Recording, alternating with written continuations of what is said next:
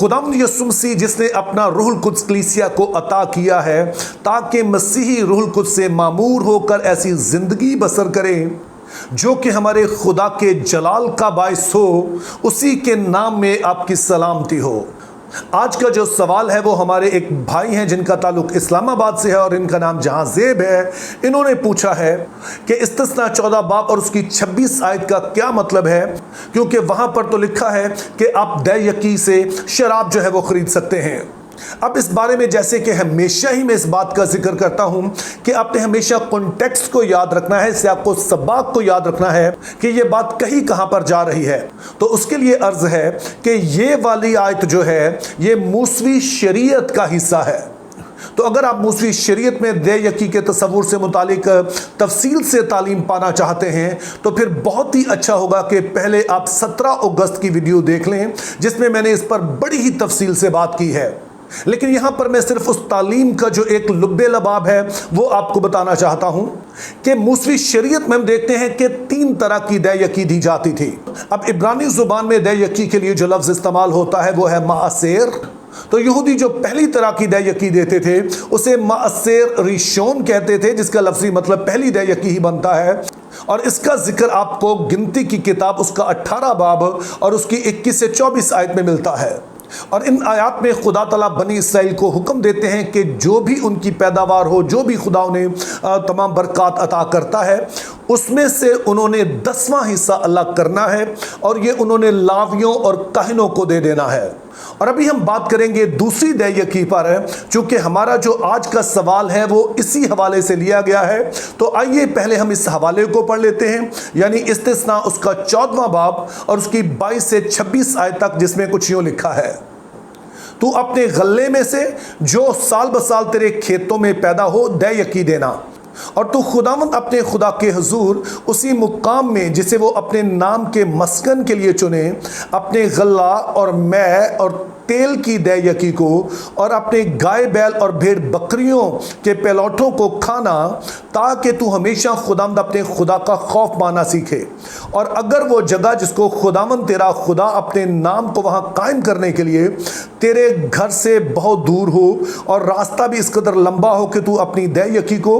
उस हाल में जब खुदावंद तेरा खुदा तुझको बरकत बख्शे वहाँ तक ना ले जा सके, तो तू उसे बेचकर रुपए को हाथ में लिए हुए उस जगह चले जाना जिसे खुदावंद तेरा खुदा चुने, और उस रुपए से जो कुछ तेरा जी चाहे, खा गाय बैल या भेड़ बकरी या मैं या शराब मोल लेकर उसे अपने घराने समेत वहां खुदावंद अपने खुदा के हुजूर खाना और खुशी मनाना। अब जैसे मैंने ऊपर जिक्र किया कि ये वाली दै यकी जो है इसको माअसेर शैनी कहा जाता था, जिसका लफ्जी मतलब बनता है दूसरी दै यकी। तो इसलिए पहली चीज जरूरी यह है कि अब हम बनी इसराइल में जो दै यकी का निज़ाम था उसे समझ लें। अब चूंकि मुल्क मौदा एक ज़रई मुल्क था, जिसका मतलब यह है कि सारी की सारी जो मुआशियात थी बनी इसराइल की वो खेतों की पैदावार और जानवरों से जुड़ी हुई थी। तो इसीलिए खुदा ताला ने कहा कि जब भी तुम्हारे घर में कोई पैदावार आती है, चाहे वो दरख्तों का फल हो, चाहे ज़मीन की पैदावार हो, चाहे जानवरों की बढ़ती हो, कुछ भी तुम्हारे पास आता है,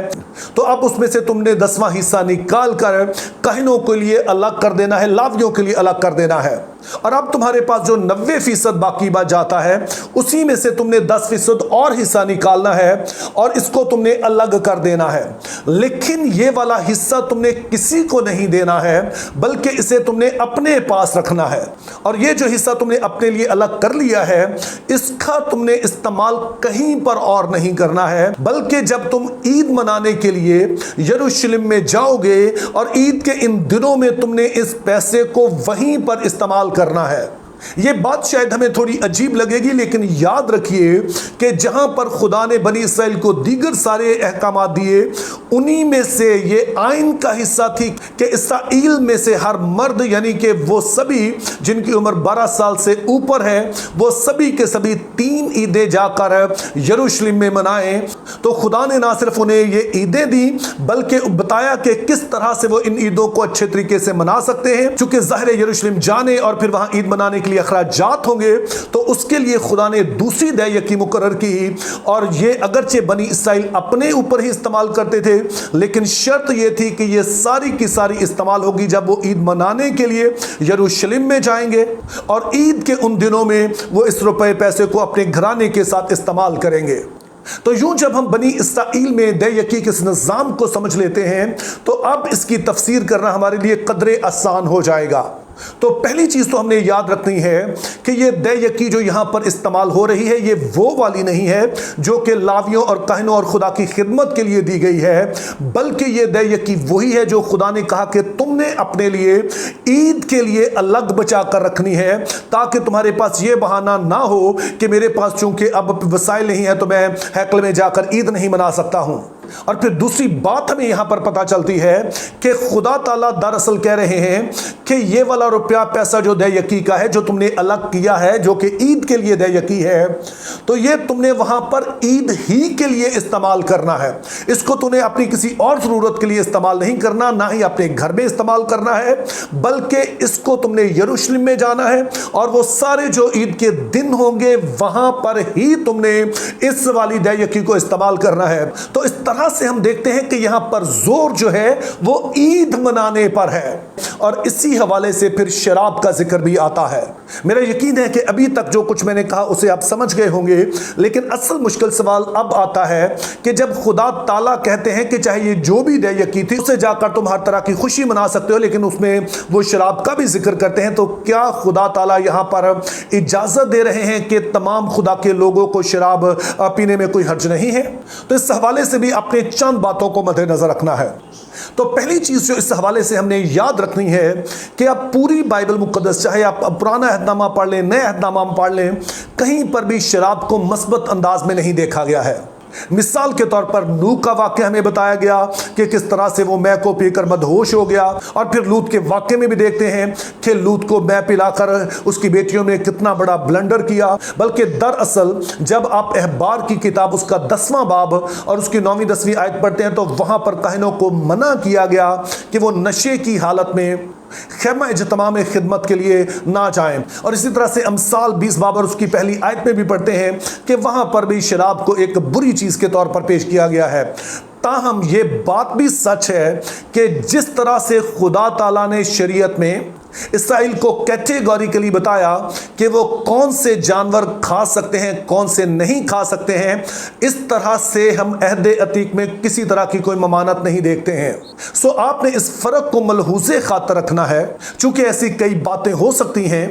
कि जिनको खुदा ताला पसंद तो ना करते हो, लेकिन स्टेट वे उन्हें मना भी ना किया गया हो। उसकी एक मिसाल हम कसरे अज़दवाज से ले सकते हैं कि जैसे कि पुराने अहदनामा में हम देखते हैं कि सभी लोग जो थे वो कई कई शादियां कर रहे थे, लेकिन खुदा ताला उन्हें मना नहीं करते हैं। लेकिन अहदे अतीक की आखिरी किताब यानी मलाकी 2 बाब और 15 आयत में हम पढ़ते हैं कि खुदा का जो ओरिजिनल प्लान है वो एक मर्द और एक औरत का है, और इसी को फिर हम नए अहद में इंप्लीमेंट होता भी देखते हैं।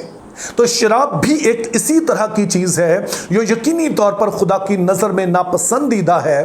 लेकिन बहरहाल अभी तक खुदा ने इसको उस तरह से मना नहीं किया था जिस तरह के नापाक जानवरों के हवाले से वाज़े तौर पर हुक्म दिया था।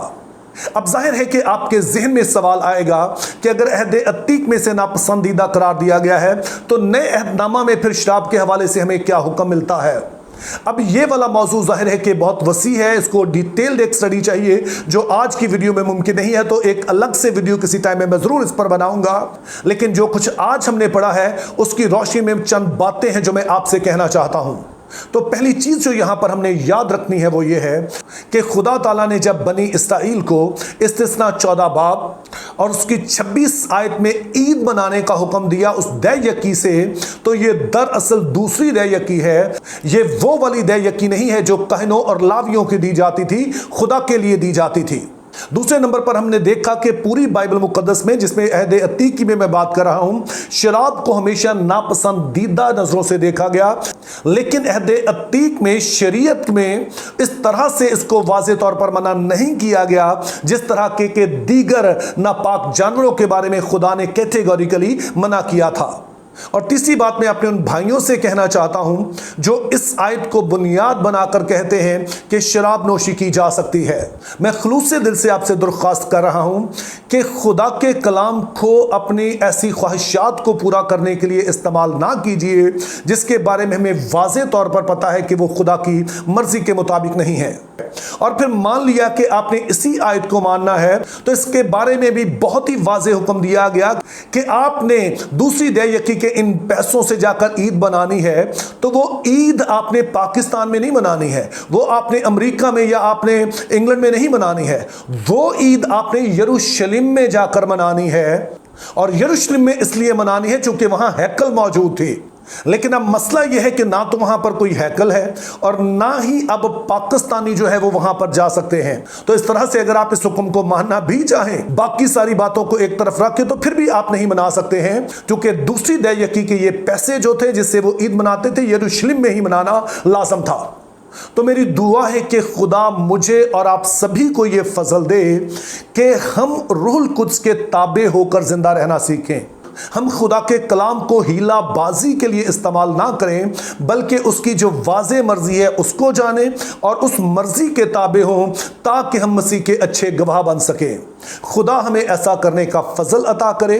Think biblically, live purposefully. Have a very good day.